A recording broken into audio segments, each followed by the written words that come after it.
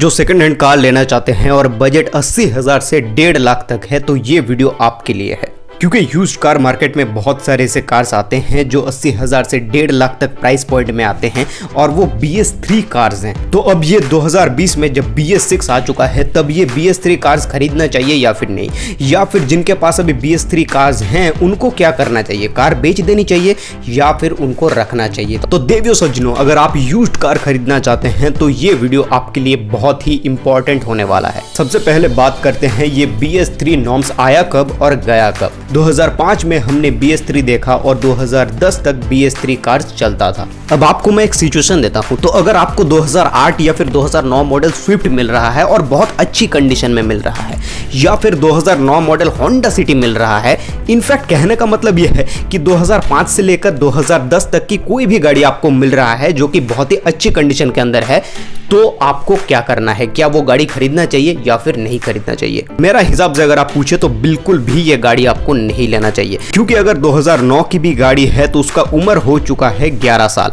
और 4 साल उसका उम्र अभी बचा हुआ है अगर पेट्रोल कार है तो अगर आप वो गाड़ी खरीदते हैं तो 4 साल के बाद जब गाड़ी का उम्र खत्म होगा तो BS3 होने की वजह से उसका री रजिस्ट्रेशन नहीं हो पाएगा। तो 4 साल के बाद उस गाड़ी को आपको काट के बेचना होगा लोहे की कीमत पर। इस पोल्यूशन की वजह से सरकार दिन ब दिन टफ होता जा रहा है अपने रूल्स को लेकर, एंड ऑल ओवर इंडिया में अगले कुछ सालों में BS3 कार्स का री रजिस्ट्रेशन नहीं हो पाएगा, ये आप लिख के ले लीजिए। तो इस वजह से BS3 पुरानी कार लेने का कोई सेंस बनता नहीं है, और वो कार कितनी भी अच्छी क्यों ना हो 3-4 साल यूज करने के बाद आपको उसे कबाड़ी को देना है या फिर काट के लोहे की कीमत पर बेचना है, क्योंकि वो गाड़ी फिर से कभी भी री रजिस्टर्ड नहीं हो पाएगा। इस वजह से आपको इतना पुराना गाड़ी लेने से बचना है, और क्योंकि उस गाड़ी का री रजिस्ट्रेशन नहीं हो पाएगा तो उस वजह से आप गाड़ी को बेच भी नहीं सकते। जिसको आप बेचेंगे वो भी यही कहेगा कि 1 साल या फिर 2 साल के बाद तो इस गाड़ी का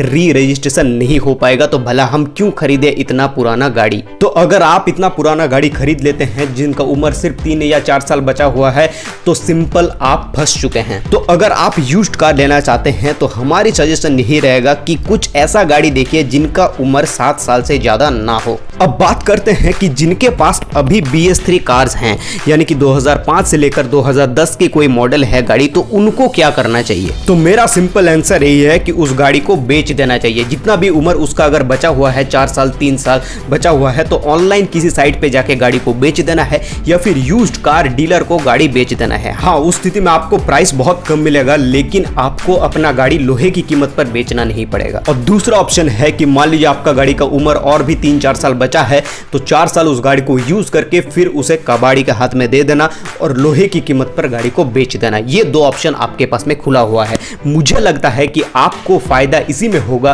कि आप किसी सेकंड हैंड डीलर को गाड़ी दे दे और उससे जितना भी प्राइस हो रहा है निगोशिएशन करके जितना मैक्सिमम प्राइस हो रहा है उनसे ले ले। तो फाइनल एक ही बात निकल करके आती है कि अगले 1-2 साल के अंदर ऑल ओवर इंडिया में BS3 कार का री रजिस्ट्रेशन बंद हो जाएगा। चाहे किसी भी व्हीकल हो, चाहे कार हो, चाहे बाइक हो, उसका री रजिस्ट्रेशन RTO में नहीं हो पाएगा। फिलहाल दिल्ली NCR जैसे जगहों में ये तो चलता ही आ रहा है, लेकिन ऑल ओवर इंडिया में भी ये लागू होने वाला है अगले 1 से 2 साल के अंदर। तो आशा करता हूं इस वीडियो में आपके BS3 कार्स को लेकर जितने भी सवाल थे वो मैं क्लियर कर चुका हूं। आपको लेना चाहिए, नहीं लेना चाहिए, शायद आपको समझ में आ गया होगा। वीडियो के अंत में आपसे एक छोटा रिक्वेस्ट करना चाहता हूं कि इतना दूर तक वीडियो को देख ही चुके हैं तो एक लाइक कर दिया, अपने दोस्तों से शेयर करके सब्सक्राइब और बेल बटन को प्रेस कर लीजिए, क्योंकि गाड़ी ज्ञान चैनल के अंदर आपके फायदे के बाद सबसे पहले की जाती है। जय हिंद, वंदे मातरम। मिलते हैं आपसे अगले वीडियो में।